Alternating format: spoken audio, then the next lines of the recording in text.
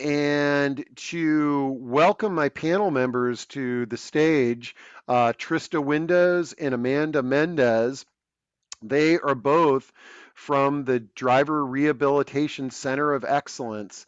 And I wanted, the reason I'm promoting this discussion as giving up the car keys is because over my last 32 years, I can say that without a doubt, on a weekly or a bi weekly basis, I talk to at least one family that says, how am I going to get my dad to give up the car keys? And I have to remind them that your dad's an adult, and yes, we are concerned about the safety of your dad and the public in general, but it's taking the keys away from an adult is radically different than that teenager. So, Amanda and Trista, if you want to turn your mics and cameras on, uh, great. All right, we got you two there. Well, I know you've got a great presentation, some slide deck to share with us, and some great resources. Before we dive into that, let's get to know the two of you a little bit better. Tell us a little bit about your backgrounds and what led you to your current career path. Trista, you want to go first? Sure, certainly. My name is Trista Windows. I am an occupational therapy assistant and also a certified driving rehab specialist. So I've been directly in the field of driving rehab for a little over 4 years now. Prior to that, I did a lot of work in acute care, and it's always a question, no matter what the injury, illness, diagnosis, regardless, it's okay. So when can I drive? How can I drive? I was fortunate to know the business owner that started this business. I joined this team, and I've been loving it ever since. Excellent. And Amanda, tell us a little bit about you. Yes, thank you, Steve. Amanda Mendez. So I'm a CODA or certified occupational therapy assistant. I'm licensed in Virginia, and now a driving rehabilitation specialist. So I've worked in acute care, home health, skilled nursing facility settings, so doing the rehab as well. And yes, that question always comes up.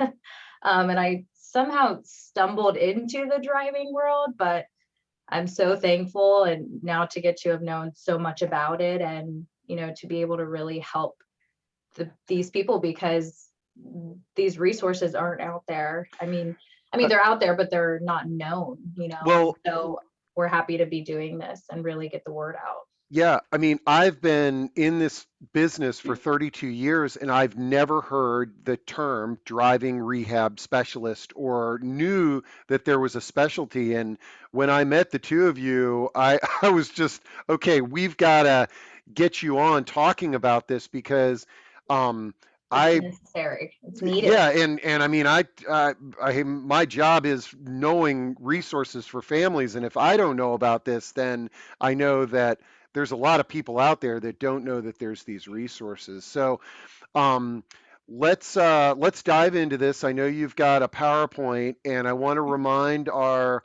audience to just as questions come to you, you might have a question right now. Go ahead, type it in using that Q&A box, and Amanda and Trista are going to give us an overview of some resources. I think if you all can pause a couple of times during your presentation, I'll let you know if there's any relevant questions and we can get the ball rolling. So I'm going to drop off the stage here and turn it over to the two of you. Okay, Thank you. thank you, Steve. And welcome everyone. So while Amanda gets set up there sharing our screen, I just want to say that, of course, we are in this business. We do this, this is our passion, but we just want to make sure that we are giving the correct information. There's so much misinformation out there these days, regardless of what it's about. So we want to make sure that you are the most educated on this topic, because this really deals with everyone's safety. So our biggest passion is making sure that we share this information so that you understand. So I'll let Amanda take it away. Can you guys see? Can you see it? Yeah, okay. So yep, we titled this presentation, Giving Up the Car Keys, Exploring All Routes as We Age.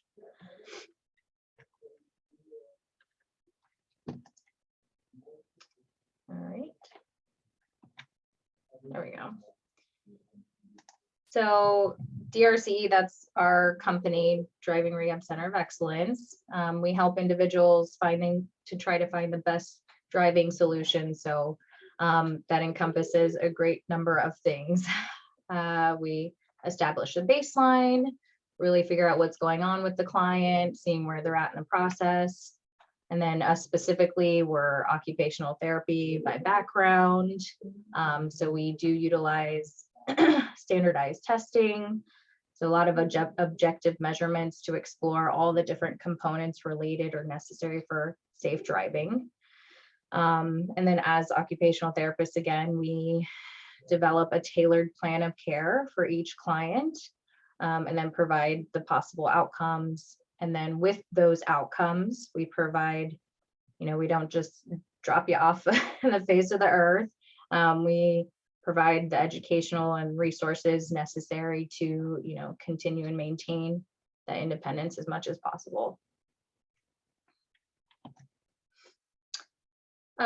So just a few things to be aware of, right? As we age, there are several age-related diseases or conditions that could possibly affect someone operating a vehicle safely.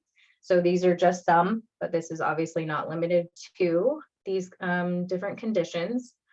So a couple could be sensory changes, cataracts, any of the macular degeneration or refractive errors, such as myopia, which is, close objects are clear, but then distant is blurry. That's just one example of a refractive error.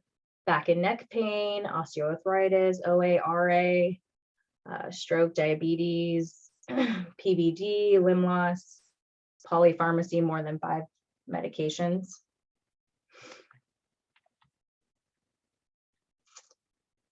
So then more specifically, what to look out for when it does come to remaining safe for driving, questions to ask, what to ask, and when to call.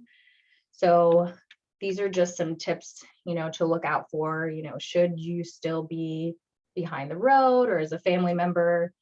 These are good little warning signs to start maybe questioning the process and seeing what more you can do to explore the different resources out there. And is it really still safe to stay behind the wheel and operate a vehicle? So here are some, medical issues aren't the only reason to worry about driving abilities. So here's just a couple of things to look out for: driving too slow or too fast consistently, getting lost on familiar roads, having recent car accidents or near misses, trouble parking, driving violations, running red lights, or showing up with new dents or scratches on the vehicle, or using lanes improperly or signals improperly. So just some flags or stuff to be aware of that you may not have known previously. And then here, really, these are just some tips out of many that are out there. And one thing that I want to refer to also when it comes to potentially guiding the conversation with a family member or loved one, there's a lot of different resources, and we'll have those cited on one of the last slides in our presentation, so anyone can refer back to them. But this is a big one that we use personally in our clinic. It's called the Hartford. And again, that will be on a slide. But lots of good tips and useful information in there that we utilize. And these are just, some things that our business utilizes, but again, lots of resources out there. And we do like to point out, we're a good objective party or resource as well. And more of the specialists in the area of guiding the conversation, but here's just a few. Broach the conversation gently, pointing out you're concerned. And it's good too if you have more than one family member involved to kind of back up and reiterate what you're saying.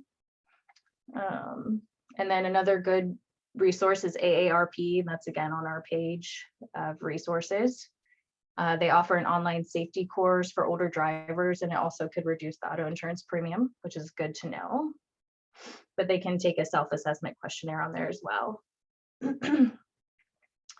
And in addition, encourage your loved one to have a driving evaluation. So that's where we come in. We're certified driving rehab specialists or driving rehabilitation specialists who specialize in that driving evaluation. And again, you know, if it ultimately comes to that, we try to explore all the options and offer as many resources as possible. But sometimes it does happen to where, you know, ultimately it's not the safest to operate a vehicle anymore. So the good thing about nowadays in the technology, there's a lot more options.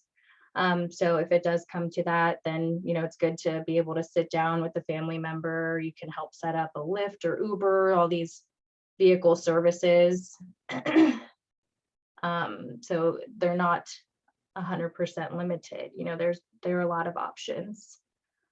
And a good thing to say here, I cited Gary Kennedy, Director of Geriatric Psychiatry at the Montefiore Medical Center in New York. Rather than saying stop, say, let me help.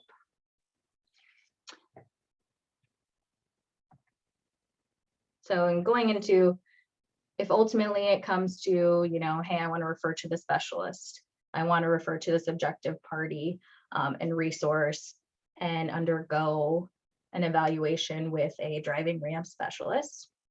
This is more specific about what our company does and what we do as driving rehab specialists or certified driving rehab specialists, CDRS. So what we do here at DRCE, we do our driver evaluations and assessments, which include, it's a comprehensive evaluation, again, testing those different components related to safe driving. So that includes a clinical portion, in our clinic, standardized tests. So that's half of the evaluation. And then we'll actually go out behind the wheel and do a behind the wheel assessment in one of our training vehicles. So we have our training vehicles equipped with a safety brake. So we'll go out and measure those different components on the road as well. We do driver training. So one of the assessment results could be driver training, and we offer that here as well. And those are hour sessions. And we do our own case management here. And then we also do installation, auto adaptive equipment sales in our building as well. And here's just more in depth about that comprehensive evaluation, what that includes. We do request a medical referral from a doctor, and we have that on our website. It's just a one-page form. And here are some of the different components you'll see related to safe driving and what we're testing and looking out for. So physical abilities, cognitive functioning, basic road knowledge, vision, reaction time.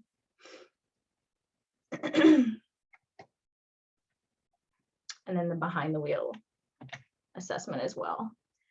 So once that evaluation is complete, here are some of the assessment results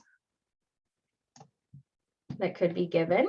So resume driving, drive with limitations, the driver training, which we create the plan of care here, and we can, or a need for auto adaptive equipment, and then we can write the prescription here as well. And then, or stop driving ultimately, and, you know, educate the family and provide the appropriate resources.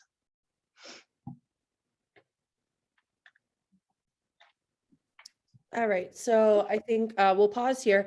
I've seen a couple good questions pop up and some comments in the chat box, so I can go ahead and address those. I know that, let me scroll up here, and welcome everyone. I appreciate your comments and introducing yourself. So Rich had asked, when someone is diagnosed with Alzheimer's, do most states automatically pull their license forever?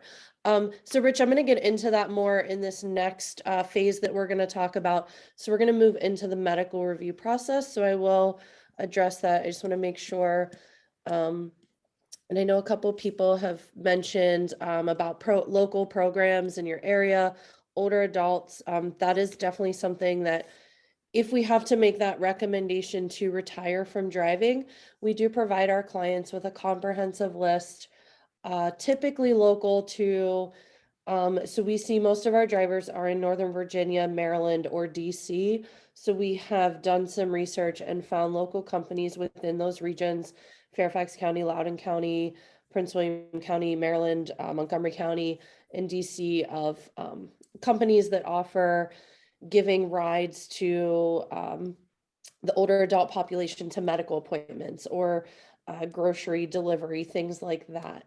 And then it looks like someone asked a question. Have you had many people with Parkinson's do driver's training with benefits?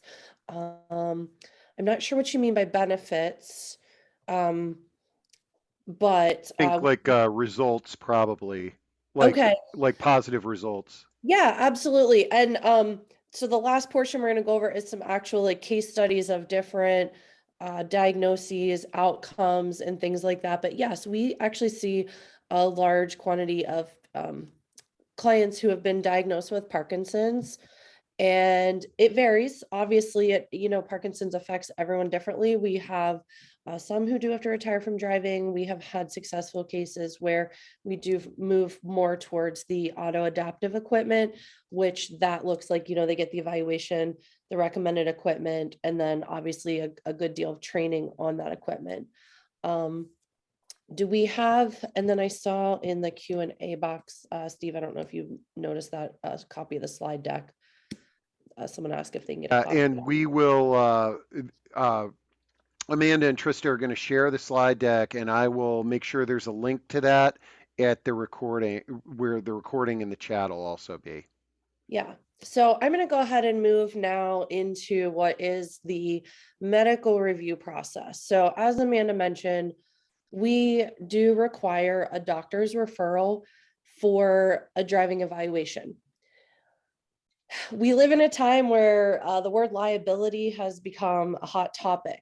We are not asking your physician to give their medical, what I like to call opinion on if you can drive. The reason we're asking for that referral is we want to know that if you do have a medical diagnosis, that medical diagnosis, you're still medically stable to participate in a driving evaluation. So unfortunately, there are some things that are out of our control. A seizure disorder, each state has a policy regarding that, medications that may impair your ability to safely operate a motor vehicle, or things like that. So that's really when we say medical referral, that's what we're asking your doctor to fill out. We want to know that you can safely participate in the evaluation for about 30 to 45 minutes behind the wheel of a car. Now, moving forward, and this is where it gets complicated. I'm going to try to keep this brief, and I'm happy to discuss offline or provide an email, phone number. Every state and the district has their own medical review process when it comes to state licensing.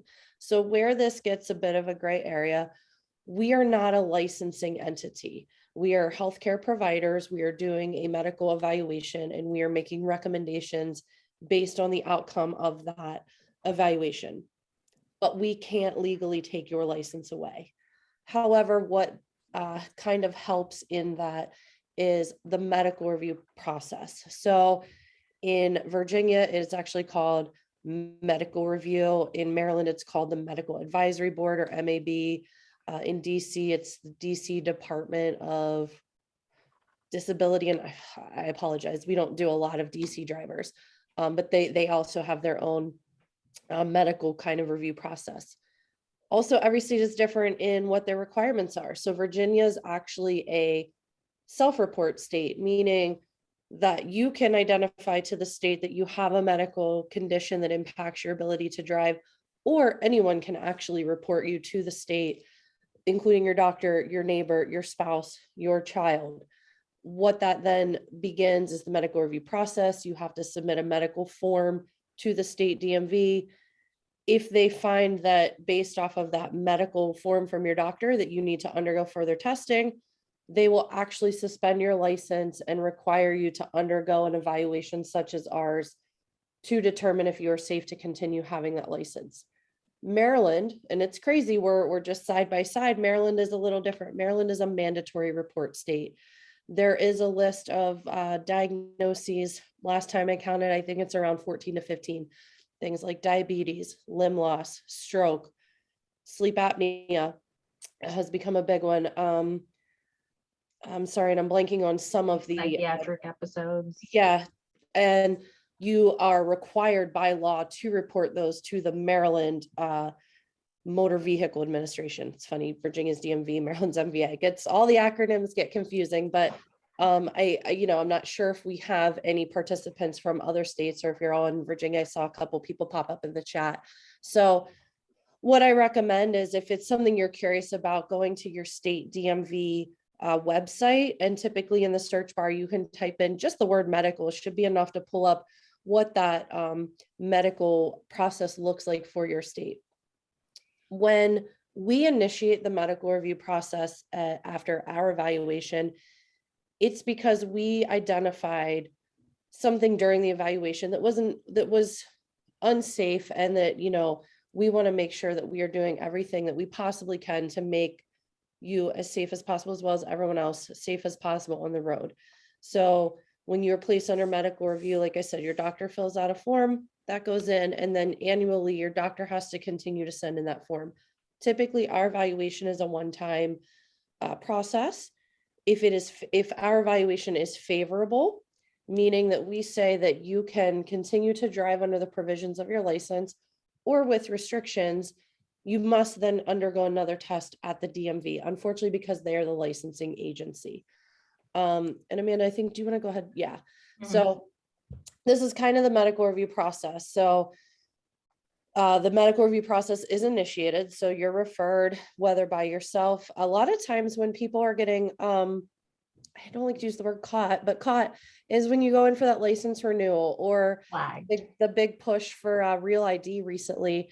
One of the questions on the screen is, do you have a medical condition? And I appreciate everyone's honesty. They're saying yes. And so then that ultimately begins the medical review process. Now, unfortunately, the clerks at the DMV aren't informing people that they're going under medical review. And then you start getting these nasty letters from the DMV.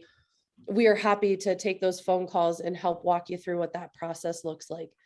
There's going to be documentation. Like I said, your doctor's got to send in, whether it be for, a general practitioner provider or vision. So something that we haven't really talked about a lot is, especially with our stroke population, people who have experienced a stroke, oftentimes their vision changes. There's also vision changes as we age, and Virginia DMV especially has a very, very strict vision policy. Those are hard numbers that, if you can't meet those minimum requirements, unfortunately, you can't continue to hold a driver's license in the state of Virginia. We're happy to help with that as well, finding a provider, a neuro-ophthalmologist or ophthalmologist that can, appropriately screen for those visual field losses. All that information is sent into DMV. Our report is sent into DMV. And then there is an entire department that sits in Richmond there. It's made up of nurses, and they're reviewing that documentation, and then they ultimately make the final decision.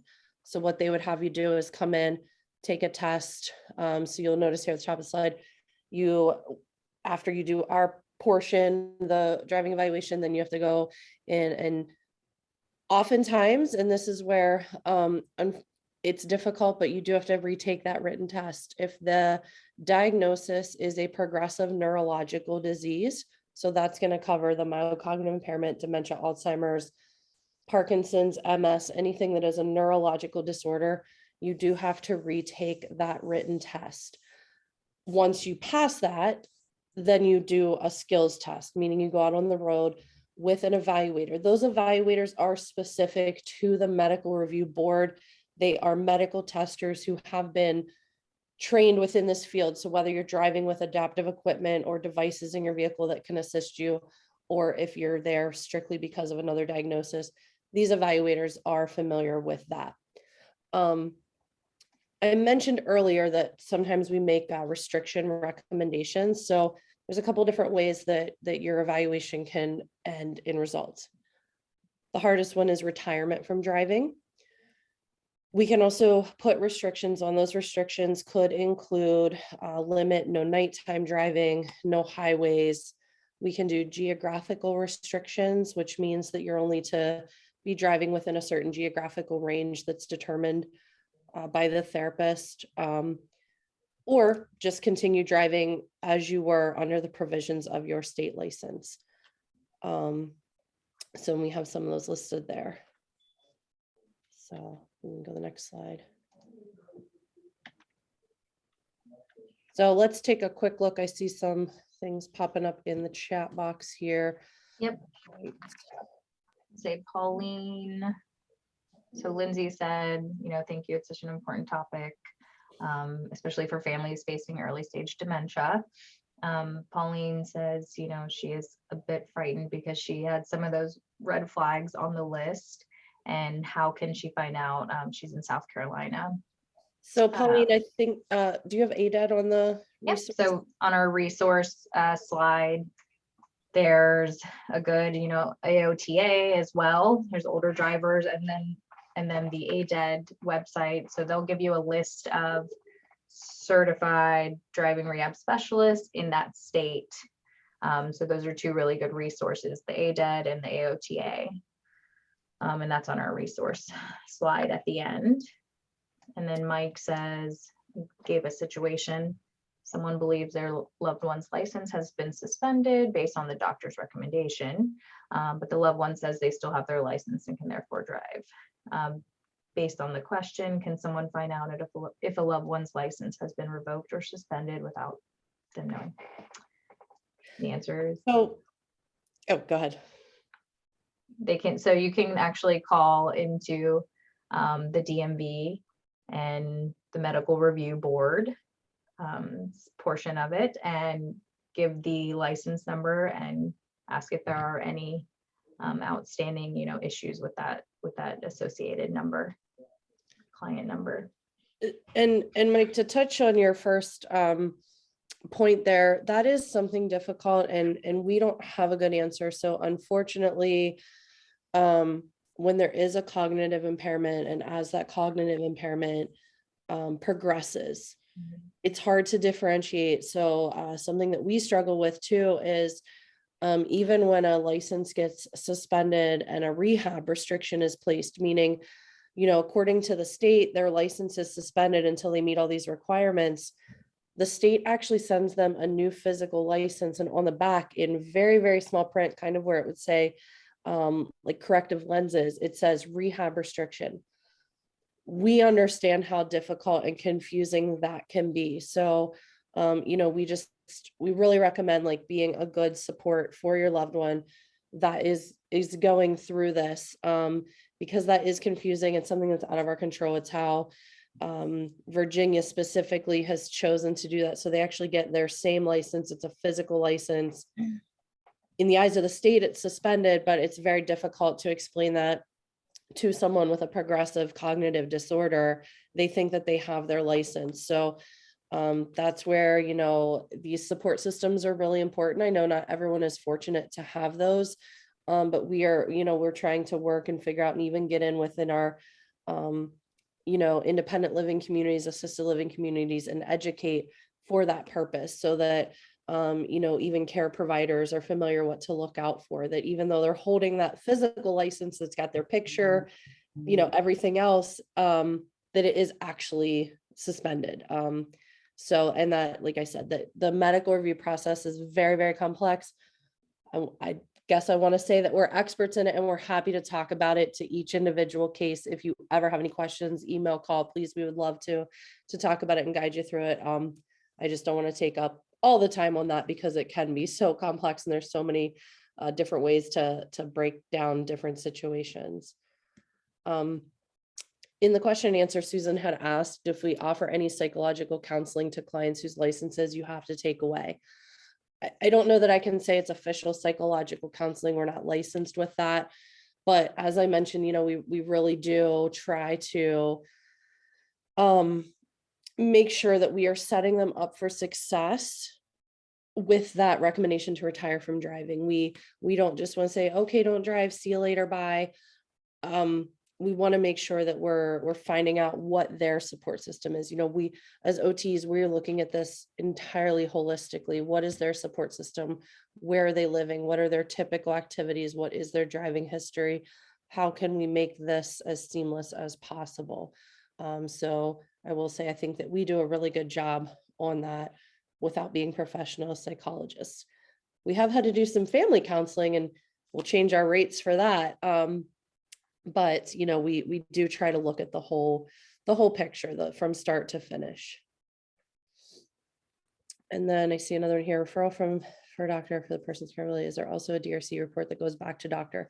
Yes. So with that referring physician, and we always ask, we have a release of information. Obviously it's HIPAA. We want to make sure we're not giving information out that someone doesn't want to go, but we do encourage the client to allow us and sign that release of information to send that report back to the doctor. If they come to us as a direct, because their license is suspended, we're required to send that report to the DMV, but we always like to send it to the referring physician so that, there is documentation. And that's, we tell our clients a lot that one of the reasons that we recommend that you do this is there is now a documented medical evaluation of the baseline of the day that you came in, of that day and that time, with objective data about your driving. And, as much as we don't want to think, but sometimes you may need that for whatever situation could occur. And we do like to encourage, to have it sent back to your doctor so that your doctor is always also aware of how, the outcome of that evaluation. So I think we got them all so far. All right. Amanda, I'll give it back to you.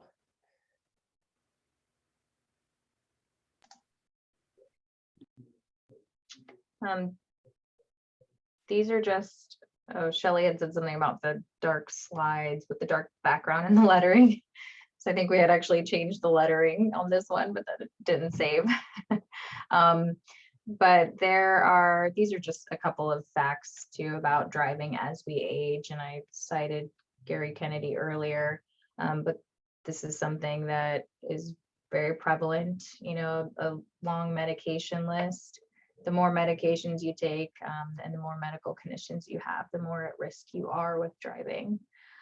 And then I know, so Trista was just touching about the medical review process, but 37 states and the District of Columbia have special provisions for mature drivers, and Maryland specifically, nearby state, requires a vision test for renewal starting at age 40, for example. So along with that, again, we touched on that, it might include an in-person license renewal or an additional, retake of the road tests. And then NHTSA is also a good resource, and again, on our resource slide at the end, but this is just a statistic, estimates that most people killed in traffic crashes involving older drivers are 65 and older, and about 67% of deaths in 2020 were either older driver or passenger related, to the age of 65 and older.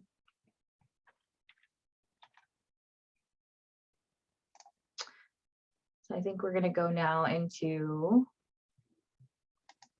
a couple of case studies. And these are just, a very limited handful of the clients that we've seen, but hopefully, someone can relate to the situation or medical diagnosis.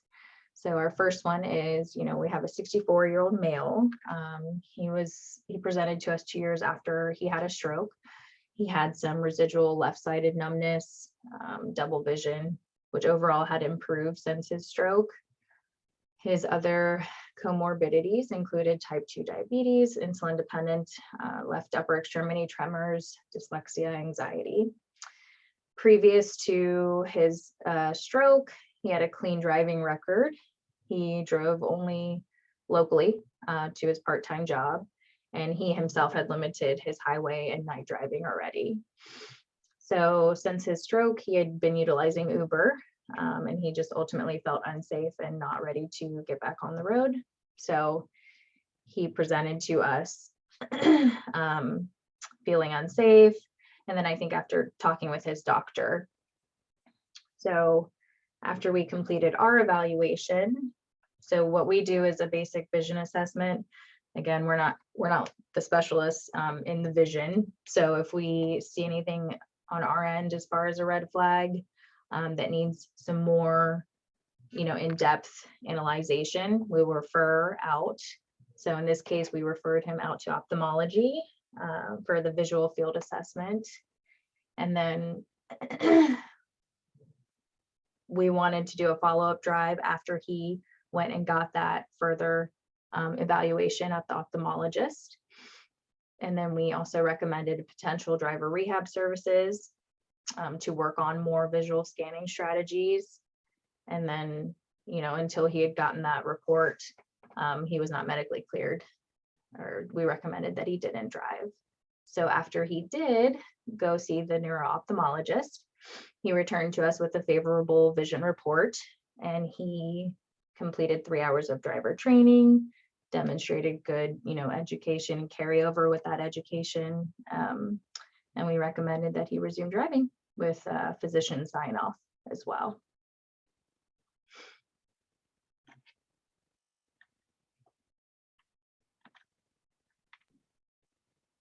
All right, so this was another one. This one was a little interesting. So, our evaluation is done here at our clinic, which is located in Chantilly. We also have a Fredericksburg location. So you're driving our company vehicle, which is equipped with a training brake, and we're using a route that is here around our office. We're not looking, we're looking at very basic things. As far as the car goes, it's typically not their car. We're only looking at those simple things: gas, brake, steering, turn signals, things like that. And we're giving them the route. We don't expect them to know the roads. We're looking at, are they stopping at stop signs? When they're making a turn, are they using their turn signals? We're not telling them to drive us to a specific location, expecting them to know the route. So a lot of times, because that is so prompted and so guided, they may perform really well, and we're left kind of like, well, maybe they're a little on the fence, we're not sure. So this case, 79-year-old female who came to us after a fall, had some injuries, but also a history of stroke and expressive aphasia. Very experienced driver based on their driving history. They were just driving locally. There were a few safety concerns that the therapist identified, but the clinical portion was very good. So after going over it with the client, they had a very good support system with their family. Sometimes what we will recommend is a no charge follow-up drive in their local area using their vehicle, so that we can really make sure that, if we have any kind of concerns, we want to make sure that we're, like I said, or just OTs, we're looking at everything holistically. So we went to the client's home, and we typically ask them to identify 2 to 3 places that they generally drive to locally around their home. The client was able to drive their car, operate everything correctly, get to and from the places that were familiar to them. It's always church, the bank, the grocery store. But afterwards, and after discussion with the client and their family, we did make the recommendation to continue driving. However, put those restrictions on. So no nighttime or highway driving, drive on roads with speed limit 45 miles and under, which is called a highway restriction. And then we did a geo restriction as well to limit the radius in which they're driving. And then we do make the recommendation to return annually, or if there is a significant change in medical status. So again, this was a favorable outcome, but not every case looks the same. And I think that's something that we as providers really need to look at, how can we meet the client's needs and what are their needs? And this worked out favorably for this client with putting those restrictions on, which the client was very agreeable with. Like I said, with, fortunately, with also a good support system.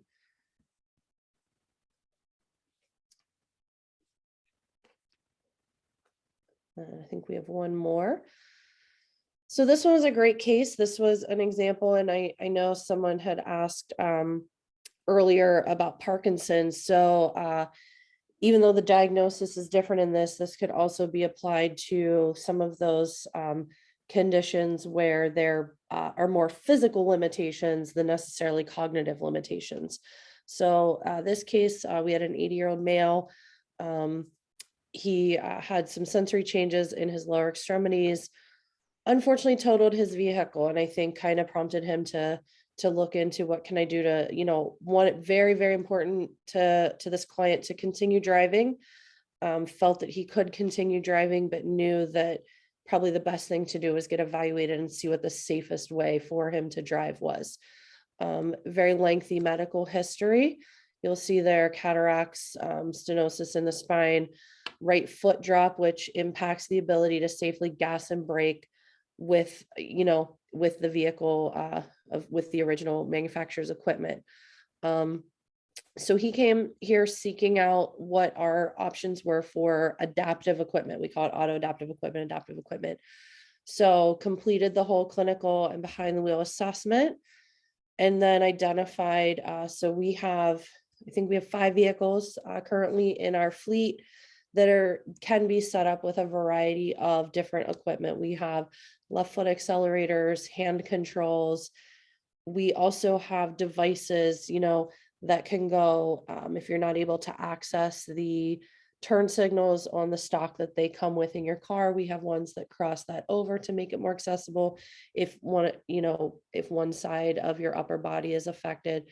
So what ultimately ended up working best for this client, and we did quite a few hours of training with that hand control and also a pedal guard to prevent any accidental pressing of the gas and brake from tremors or whatnot. We wrote a prescription and installed that equipment that was recommended. And then we also did training afterwards once that equipment was installed in their personal vehicle. This client is completely independent, actually came back to visit us, drove all the way here from his home, thanked us, personally, because he got back to his life, and all the things that were important to him. And it, works very well for him. With these cases where we do recommend adaptive equipment, there is a good deal of training recommended as well. We want to make sure that, that you're safe and competent with that equipment and that you're going to be able to carry that over into your own car. So that was a really good case, but it took a while. So we also have some pictures here of some of the different equipment. I'll just kind of go through and highlight. So obviously wheelchair accessible vans. A lot of people have questions about those. Those can be used either for a driver or a passenger. We're able to, if you have a family member that may not be driving, but you need a vehicle to help transport them, we can also do what we like to call passenger evaluation to make sure we make the best recommendations based on what their equipment is. Or, the big thing now is everyone's getting scooters and kind of devices to help them get around the community. We install lifts for those devices. So kind of like the little Pride scooters or Jazzy scooters, we have lifts that help get that into the vehicle to kind of reduce the strain and effort on either the individual or their caregiver. Directly below the wheelchair accessible van, you're going to see a device on the steering wheel. I think Amanda's kind of hovering over it there. That can operate if you're not able to take your hands off of the steering wheel to do all those secondary functions, your turn signals, your windshield wipers, your horn, that can assist with that. So that's, again, something that we train with, we recommend. Unfortunately, as we've realized taking these pictures, the interior of a lot of vehicles is black. So I know that they're not super clear. And when we share the slide deck, you'll be able to zoom in. But the pictures on the right, you're just going to see a variety of hand controls situated around the steering wheel. What those hand controls do, they're going to do gas and brake. The picture in the center with the Chevy steering wheel, that's an accelerator ring. So that ring that is set within the steering wheel actually accelerates the vehicle, and the knob kind of to the left there is how you apply the brake. So there's a variety of options out there. We go through a lot of extensive training. We have you try out different equipment to see what would work best for you. And then, of course, just for the cute factor, we did add one of our clients over there who drives with a very specific setup and is able to independently take his children to and from, soccer, dance, all those kids' activities, and he can be a completely independent, driver and fulfill that role as a father and a spouse to be able to take those responsibilities.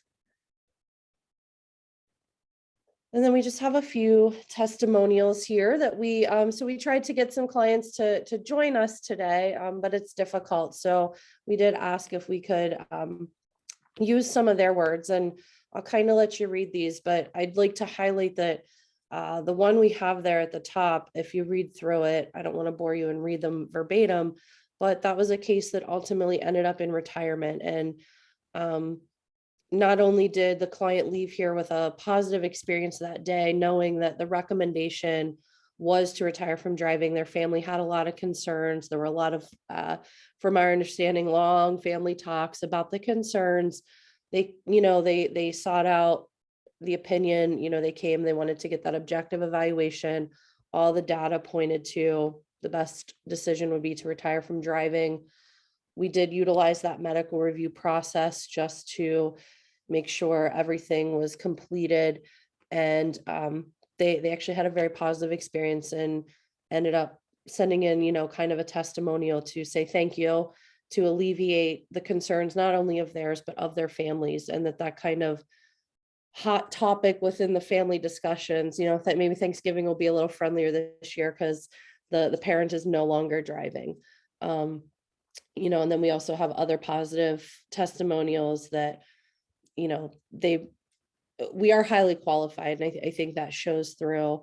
Also, you'll notice this one at the top. It was an interesting modification, but cars are changing, cars are forever changing, and as mobility decreases as you age, it gets more and more difficult to get in and out of the vehicle, but you're still able to drive. So that was kind of a passion project where we worked really hard with that client and their their elderly parent, to come up with a solution that kept her independent behind the wheel, because that was the appropriate thing, but to utilize, our other resources with the kind of equipment to make it safe for that client to get in and out of their vehicle. The one in the lower left is the case study that I discussed earlier. Very, very happy client who is now just driving all over. I think, they just drove out to the Eastern Shore recently. So I think that speaks for itself.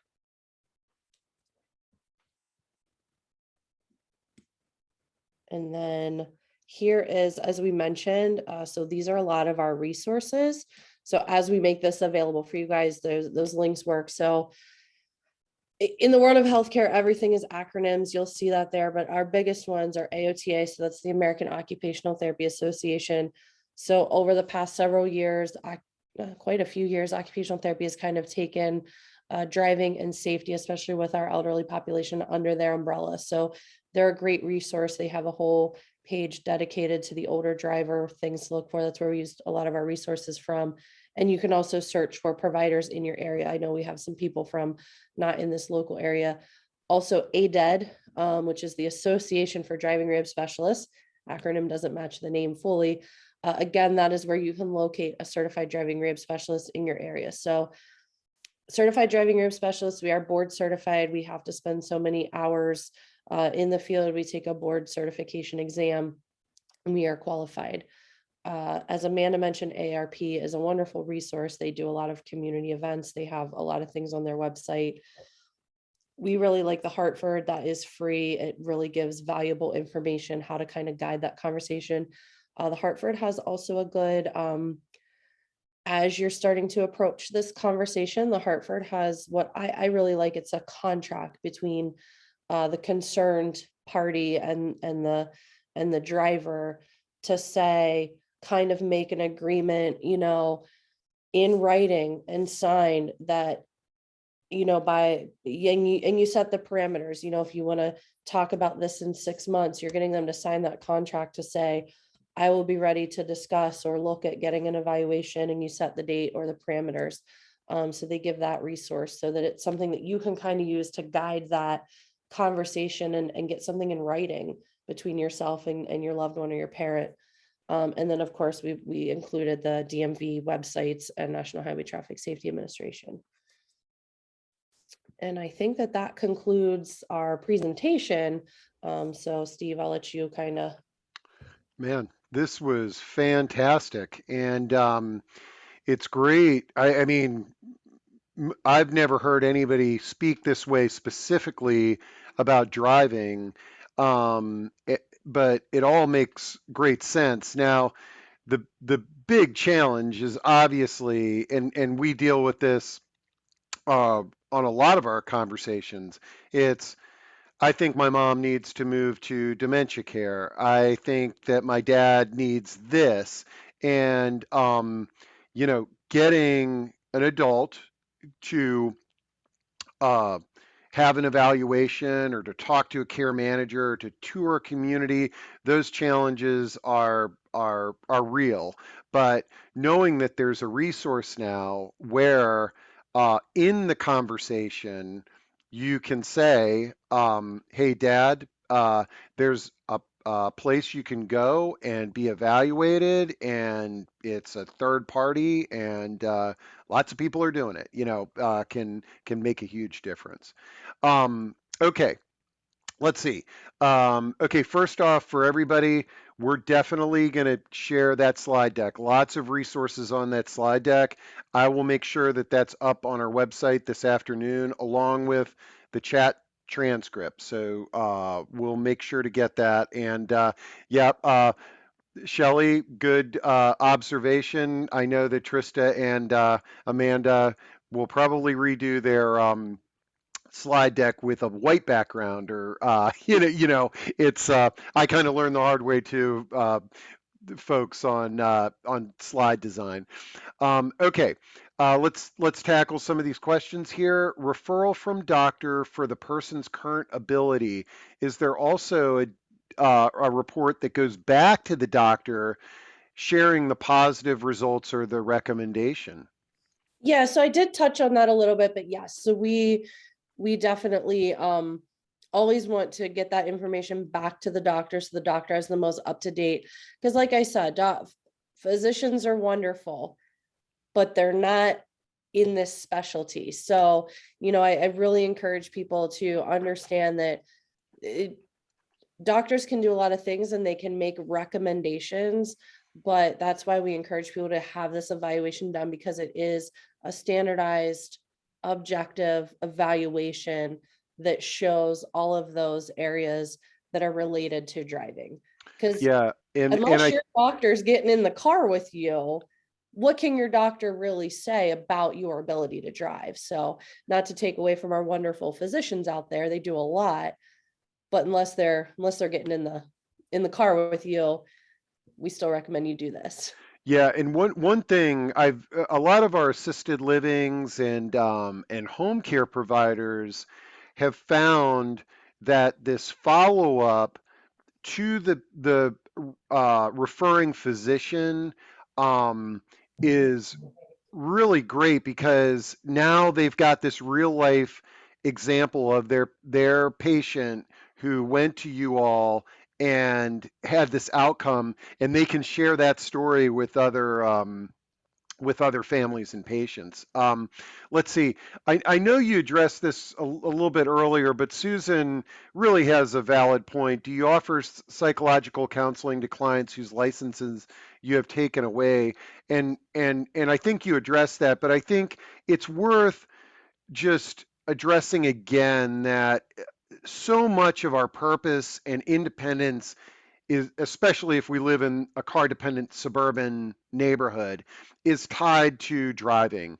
And if somebody loses that ability or they lose their confidence, it can really have some very significant psychological effects.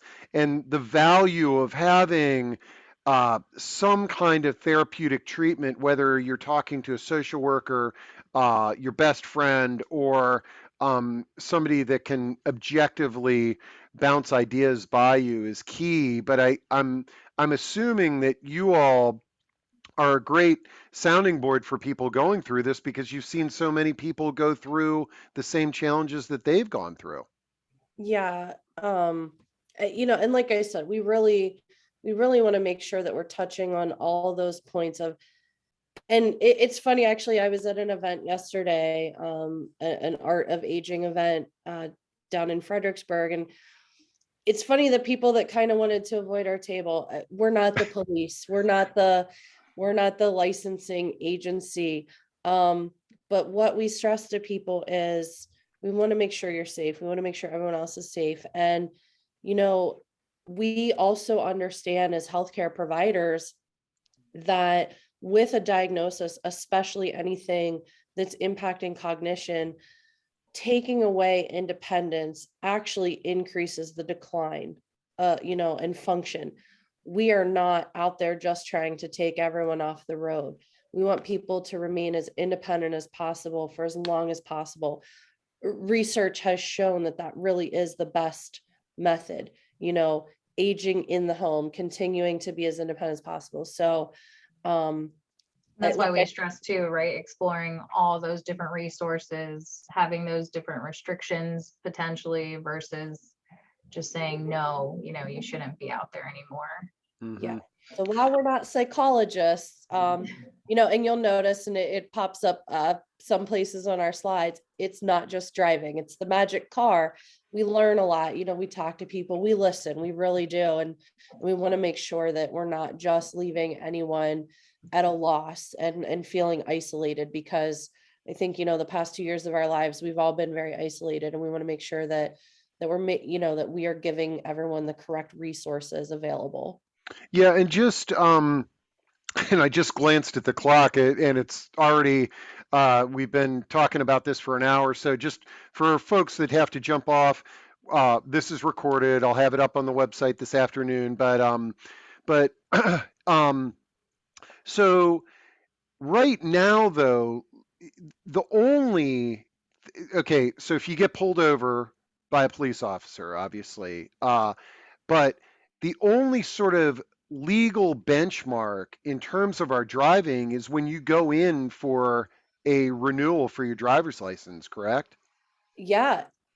And if you don't disclose, or sometimes people don't realize that their medical condition truly could be related to their driving or impact their driving. So, and I'll be honest, I've only been licensed in Virginia a little over a year, so I haven't actually had to renew mine yet.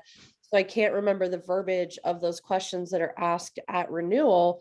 But sometimes people don't realize that, by saying no, the correct answer is actually yes. And they're not doing it to avoid it. They don't know that. So, and I think Amanda had a great slide towards the beginning with just all those things that could impact driving. And during that license renewal, you're in a panic, you're waiting in line, you're dealing with the DMV, so you don't think to perhaps disclose that. Or if you do, now you're, like I said, you're going to start getting these aggressive letters, and then you start to panic, and what do I do? But Yeah, yeah, there's no other benchmark. There's no codified law, especially in the state of Virginia. So it's a gray area, and that's why we really try to get out there and educate. and one thing where I think this is kind of where age bias comes into play is that this is not about it's there's no magic age, like, I mean, that says, oh well, when you're 65 there you really shouldn't be driving, or you should be tested every 3 years when you're a certain age. This is all ages. It's all abilities. We can have visual problems, vertigo problems, things of that nature through our whole lifespan. Um, and I think that this is one of these things where I'm really glad that I learned about you as a resource, or just occupational therapy profession. I mean, it's amazing you've got this great resource center, but for folks that may not be in the DMV or Northern Virginia, it's just finding a rehab therapist and working in your organization. Now, Mhm. I can't believe it took a while for this question to come in. How much does this cost? I'm assuming that this is a private pay service, but it may be incorrect. I mean, does insurance cover this, and what are the approximate costs? So that's always the hot topic. It's always the big question. So insurance fees driving is a privilege and not a medical necessity. However, we are occupational therapists who are doing an occupational therapy evaluation. So there's, I don't know how many different medical insurance providers out there and people under how many different insurance policies. I encourage everyone to always check with their individual insurance provider to see if any portion of the evaluation could be reimbursed. Particularly our company, yes, we are private pay. We don't work directly with insurance, but we're happy to work with you to give you the information that you may need to seek reimbursement. As well Cost, as we have a lot of financial resources as well, through the state. There's a lot of grants and federally funded, programs that we have, a good list compiled to have that as an alternative option as well. yeah, so every case is different, so I just always recommend everybody to call in, discuss with us or someone here, or wherever you are, and talk with the specific place that you're trying to seek an evaluation. But yes, I'd say the blanket answer to that is it's a private pay cost. Obviously varies by state, location, facility, provider. But I know that we are happy to look at all aspects of your case to find the most reasonable, agreeable way to fulfill the evaluation. Great.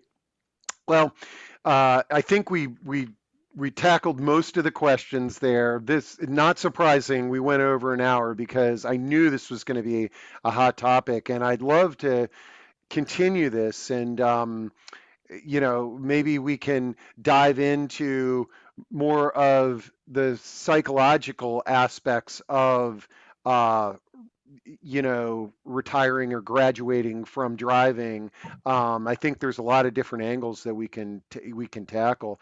I really want to thank the two of you for leading the first discussion I've ever heard on this topic, and but really to our audience who had some very thoughtful recommendations and comments and questions on this topic. And shoot me over that PowerPoint. I'll make sure to get it up there on the recording, and then let's just stay in touch and keep this dialogue going, because it's very important for people living a purposeful life, but it's also very important for the safety of our loved ones and for the public in general. When we hear these stories of an older driver who runs up on the sidewalk or something like that, it's it's not doing anybody any favors to promote anti-ageism. But again, we're talking about people's lives, so um, Yeah. okay, Well, well, Steve, thank you. I know, yeah. Thanks for having oh, us. oh, oh, yeah, the approximate cost, Betty says. Is it best to just reach out to you, or can you give us sort of a guideline? I'd say it's best to reach out. We always like to work with people. If people are currently undergoing any other therapy services, we want to know about that. We want to review notes, if there's information that we can pull from that. So, uh, I don't, we have costs, we have set costs, but we also know that it is an out-of-pocket expense. So we want to always talk with you first. Okay, great. All right, and we'll make sure to share your contact And info. yeah, and I don't do that to be frustrating, but if I say like one hard answer today, and then someone calls in and gets a different answer, I don't want to provide Well, missing. what it also does, it prevents somebody from even reaching out. Oh, I can't afford that, when in reality there might be a subsidy or there might be a program that can help make this a reality. So, Absolutely. Okay, cool. All right. See everybody at the next discussion. Thanks so much to the two of you. Thank you, Steve.